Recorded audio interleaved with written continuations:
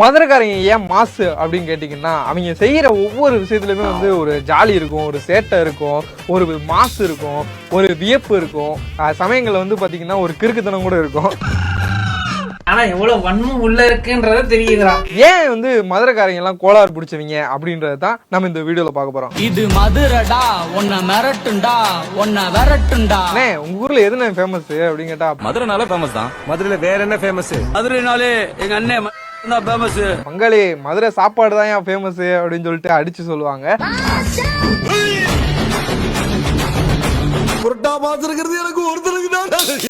வெற்றிமாறனே வந்து ஒரு இதுல சொல்லுவாரு, சாப்பாட மதுரைக்காரங்க செலிப்ரேட் பண்றது அது எனக்கு ரொம்ப பிடிக்கும். அவ்வளவு வெரைட்டி வந்து அங்க கிடைக்கும்னு வச்சுக்கோங்களேன். பொரோட்டால ஆரம்பிச்சு பணியாரம் பருத்தி பால் வரைக்கும் கண்ணா பின்னான்னு இருக்கும்.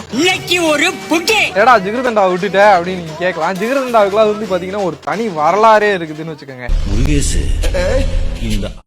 ஹிஸ்டரி உங்களுக்கு தெரியுமா? 1968 இந்த சேக் மீரான் அப்படின்றவர் வந்து பாத்தீங்கன்னா தள்ளுவண்டியில ஐஸ்கிரீம் வித்துக்கிட்டு இருந்திருக்காரு.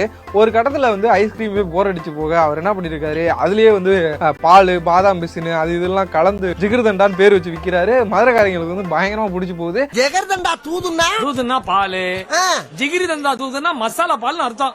அப்படிதான் வந்து ஜிகிருதண்டா அப்படின்றது வந்து உருவாச்சு. மதுரைக்கு போயிட்டு விளக்கு தூண்ல வந்து ஜிகிருதண்டா குடிக்காம ரிட்டர்ன் வர்றாங்க அப்படின்னா அவங்க எல்லாம் மதுரைக்கு போனேன்னு சொல்லிக்கிறதுக்கே வந்து தகுதி இல்ல அப்படின்ற அளவுக்கு எல்லாம் பில்டப் கொடுப்பாங்க. நொறுக்கு தீனி ஐட்டங்கள் எடுத்துக்கிட்டீங்க அப்படின்னாலும் அதுவும் ஒரு பெரிய லிஸ்டே போகும். காலையில வந்து சூடா கிடைக்கிற அப்பம்ல ஆரம்பிச்சு 2 வடையை வந்து குழம்புல முக்கி எடுத்து சாப்பிட்டோம் அப்படின்னா வேற லெவல் டேஸ்டா இருக்கும். அப்படியே இந்த சொர்க்கத்தையே காட்டுற மாதிரி இருக்கும். அருண்சுவையின் நாக்குல உட்கார்ந்து நடனம் ஆடுது.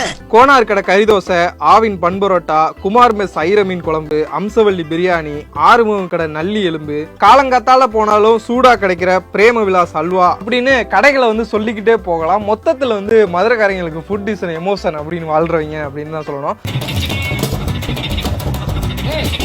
இது ஒரு பக்கம் அப்படின்னா சினிப்பிரியா, மினிப்பிரியா, சுகப்பிரியா அப்படின்னு சொல்லிட்டு தியேட்டர்களுமே வந்து ரகரகமா இருக்கும் மதுரையில. அண்ணாமலை, தேவி, கலைவாணி, வெற்றி, குரு, மதி இப்படி ஏகப்பட்ட தியேட்டர்கள் இருந்தாலும் தங்கம், சிந்தாமணி சென்ட்ரல் இது பத்தி எல்லாம் கேட்டோம் அப்படின்னா அங்க வந்து நிறைய எமோஷனலான ஸ்டோரிஸ் எல்லாம் வரும். அவ்வளவு ஃபேமஸ் இந்த தியேட்டர்கள்லாம். மதுரைனா மணக்கும் மல்லிப்பூ செண்டு, எங்க வார்த்தைக்கு இல்லையா சார் ஒரு எண்டு அப்படிங்கிற மாதிரி இவங்களோட அந்த வார்த்தையெல்லாம் வந்து பாத்தீங்கன்னா ட்ரெயின் சர்ன்னு போய் சடன் பிரேக் போட்ட மாதிரி அப்படியே இழுத்துக்கிட்டே தான் இருக்கும்னு வச்சுக்கோங்களேன். இதெல்லாம் ஒரு ஊர்ல இங்க வந்து சைக்கிள் சனியனே அப்புறம் என்ன பேத்துக்கு இங்க வந்தீரு இங்க யாருனே எங்கனே போற அப்படிங்கிற மாதிரி இழுத்து தான் பேசுவாங்க. அதுக்குள்ள அந்த கேட்டவங்க வந்து போயிட்டு ரிட்டர்னே வந்துருவான்ற அளவுக்கு தான் இருக்கும். அதெல்லாம் ஸ்லாங்கா வரது சும்மா கமாண்ட் மாதிரிலாம் ரூட்டுடா அவனை மட்டும் கொடுத்துட்டு இருக்க கூடாது. வரியா நேரடியா வந்து பேசு, மதுரையில தான் இருக்கேன். வந்தாங்க போனாங்க, இங்கிட்டு அங்கிட்டு, வெள்ளன, ஜாரி, டைவா இப்படின்னு சொல்லிட்டு இவங்க யூஸ் பண்ற அந்த வார்த்தைகளுக்கெல்லாம் வந்து பாத்தீங்கன்னா ஒரு தனியா ஒரு டிக்ஷனரியே போடலாம்.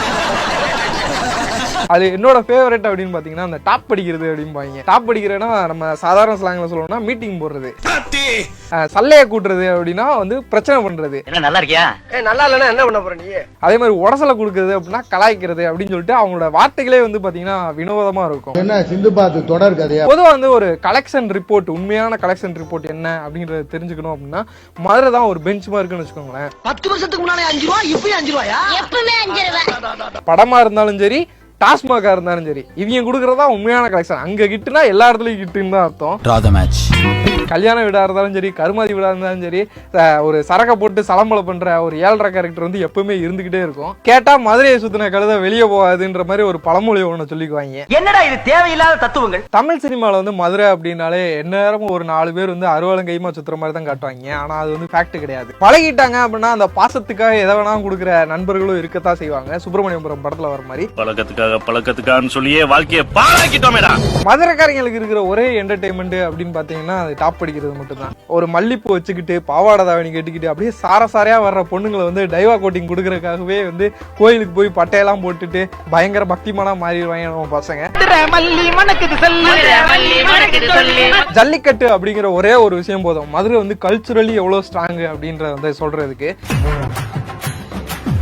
மொத்தத்துல வந்து பாத்தீங்கன்னா எந்நேரமும் அவங்கள வந்து சந்தோஷமா வச்சுக்க ஏதாவது ஒரு விஷயம் மதுரையில இருந்துகிட்டே தான் இருக்கும் அப்படின்னு வச்சுக்கோங்களேன். இப்போ வந்து சமீபமா மதுரைக்கு வந்து மெட்ரோ வரப்போகுது அப்படின்னு சொல்லி அறிவிப்பு வந்திருக்கு. அது வந்ததுதான் தாமதம். எப்பவுமே வந்து மதுரைக்காரங்க மேல ஒரு பொறாமையோட சுத்துற மத்த ஊருக்காரங்க எல்லாம் இதான் சாக்குன்னு சொல்லிட்டு மொத்த உண்மத்தையும் மீம்ஸா கொட்டி இறக்கிட்டாங்க. மனசுல வச்சுக்கிட்டு நேரடியா பேசியிருக்கலாமே. நீங்கெல்லாம் ப்ளூடூத் ஹெட்செட்டை பார்த்தாலே வந்து வாயை பொழந்துட்டு பார்ப்பீங்க. உங்களுக்கு மெட்ரோவா புளிச்சோத்தை கட்டிட்டு கிளம்பிடுவீங்களே அப்படின்ற மாதிரிலாம் மீம்ஸுகள் தெரிச்சுக்கிட்டு இருக்கு. இன்னொரு பக்கம் வந்து பாத்தீங்கன்னா ஆளாளுக்கு அறுவலங்கையுமா மெட்ரோல ஏறிக்கிட்டு 450 கொடுத்து டிக்கெட் வாங்கியிருக்கேன், ஒழுங்கா நான் சொல்ற எடுத்துக்க வண்டி விடு அப்படின்னு சொல்லி மிரட்டுவாங்களே அப்படின்லாம் வந்து கலாச்சிக்கிட்டு இருக்காங்க. என்ன வேலை போற நீ கட்ட வண்டியா ஓட்டுற வரசா போற ஒரே குத்தி போடுவேன். மதுரை அப்படின்னாலே உங்களுக்கு என்ன மேட்டர் வந்து ரொம்ப பெருமையா இருக்கும் அப்படின்ற ஒரே வார்த்தை, அது என்ன மேட்டர் அப்படின்றத ஒரே வார்த்தையில கமெண்டா சொல்லுங்க. இந்த மாதிரி நிறைய வீடியோ நீங்க பார்க்கணும் அப்படின்னா தமிழ்நாடு சேனல் வந்து மறக்காம ஃபாலோ பண்ணுங்க.